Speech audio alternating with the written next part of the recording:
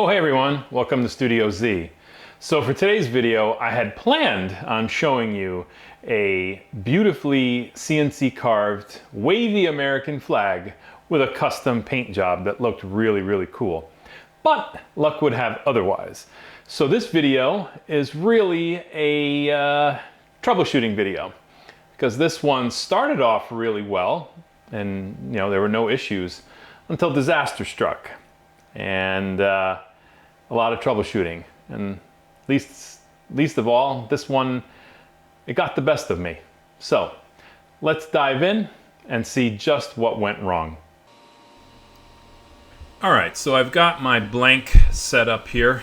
This particular piece of stock is 28 inches long by 15 inches deep, and it's 1.5 inches thick. And we're about to start the roughing pass here.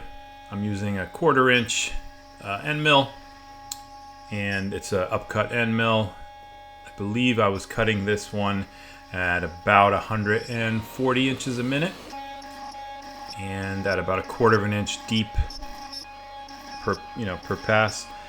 And as you'll see here, there's a lot of chips. Even though I have the dust collection the hood hooked up to it, you'll see a lot of dust flying around, and I even had to go back with the large 4-inch hose here because I took a pretty aggressive step over on this particular roughing pass. I was trying to speed it up a bit.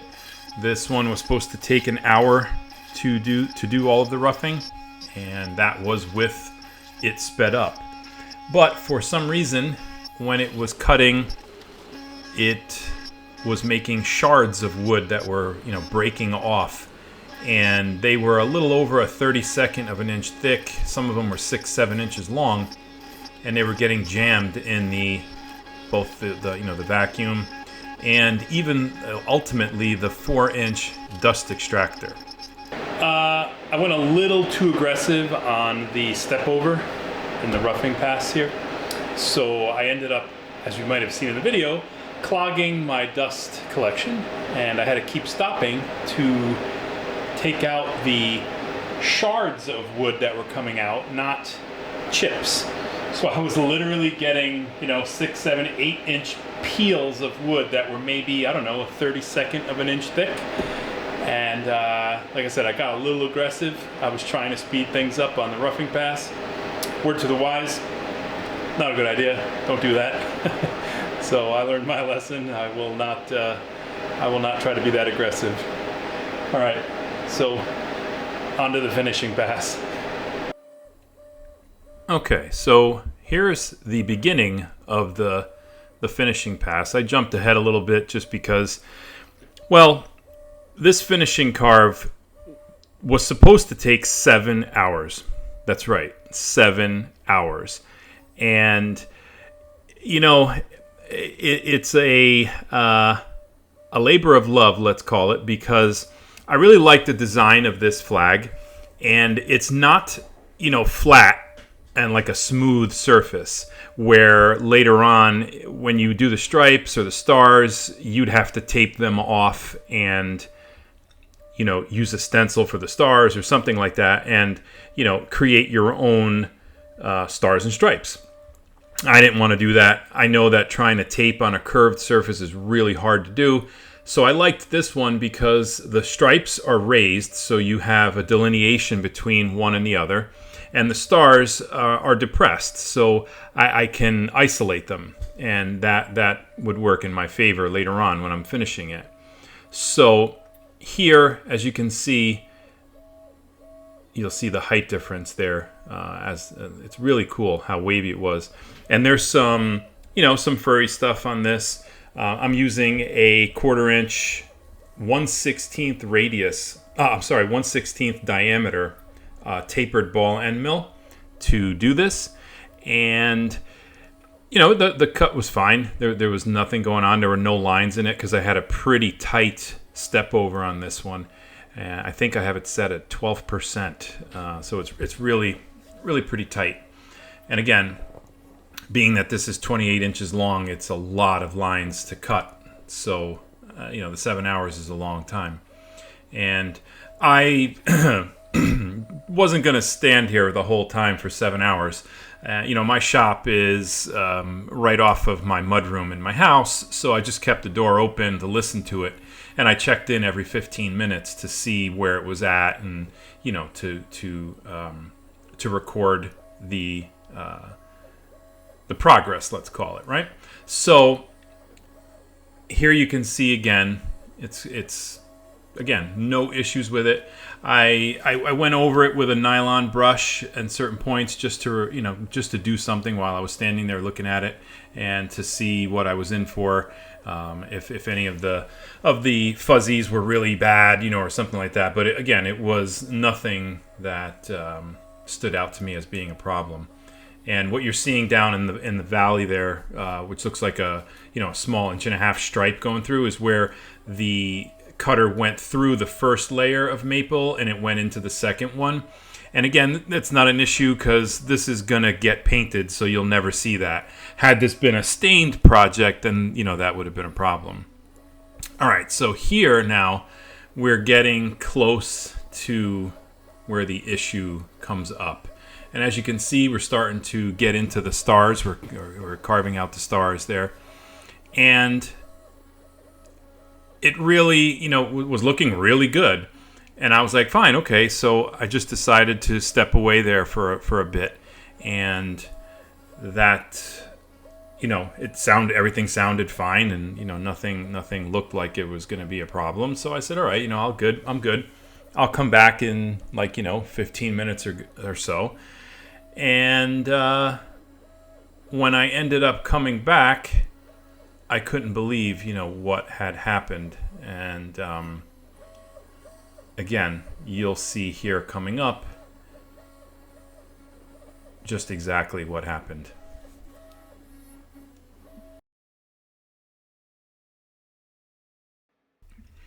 And here it is. So when I walked back into the room after 15 minutes, this is what I found. And it was still cutting, so obviously I had to stop it and try to assess what happened. And I don't know. When I looked at it initially, it looked like it was trying to carve it, a second time, and only, almost 1/4 inch deeper. So let's see. All right, well, that really sucked. After 5 hours of carving, something happened with the file. I don't know exactly what happened, but it made it all the way to here and then decided to go back, cut 0.2 of an inch deeper, and what looks like, I don't know, almost like it's cutting it in reverse. I'm not quite sure what it did, but it was working this way and recarving it again 0.2 deeper, and ruined what it had already done. And it was doing it perfectly. There was nothing wrong with it. I noticed when I uploaded the file into my post processor that it loaded it in 2 stages, which I thought was weird. And I don't know, it was kind of strange. It felt like, it never did that before. I also noticed that the file size was really large, and I've since deleted that file. I've written a new one just to make sure, and I've sped it up a little bit. That last one, this card was supposed to take 7 hours, so I increased the step over by 2% to speed things up, and I've gotten it down to what looks like it'll be under 4 hours on this next one. We'll see once I actually put it in and see what it tells me. But again, when I uploaded this one, the file size was 1/3 of the kilobytes of what the original one was. So there was definitely something wrong there. It almost seemed like there were 2 files that were overlapped, and this was the point where it overlapped it and tried to run the second file. I don't know, I honestly can't tell you, because when I rendered it in the software, it rendered perfectly. It had no issues. So I don't know. So yeah, I got another 4 hours to go on this, and I have to rough it again because I'm now cutting 0.21 deeper everything. So I'm going to re-rough it just to avoid any issues here, and hopefully it'll come out right this time. So I'm not going to bore you guys with watching all of the same footage all over again. So I'll just get to the good stuff, you know, where I get into the stars here, and hopefully I can save this one. Fingers crossed.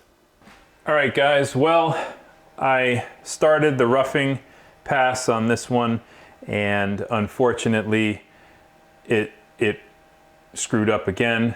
There's something inherently wrong with the machine, I believe. And so what ended up happening is the x-axis, as you can see here, it drew a straight line. This is where I stopped it, right here. So this is supposed to be the end of the board right here. So the x-axis moved, the xy axis, the whole thing moved over. And I don't know, it made a weird noise at one point in here that it didn't jam up or anything. It just made a weird, like, kind of grinding noise. And then, you know, this kind of all transpired.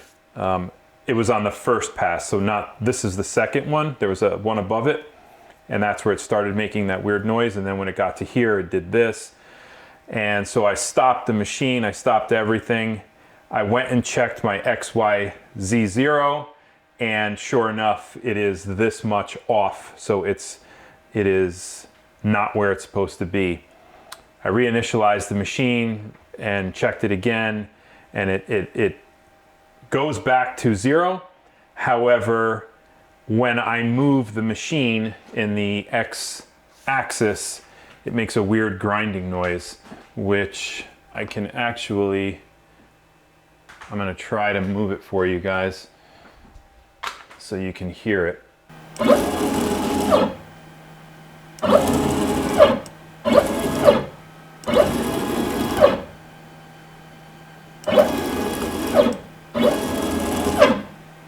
All right, so this one's definitely a wrap for now.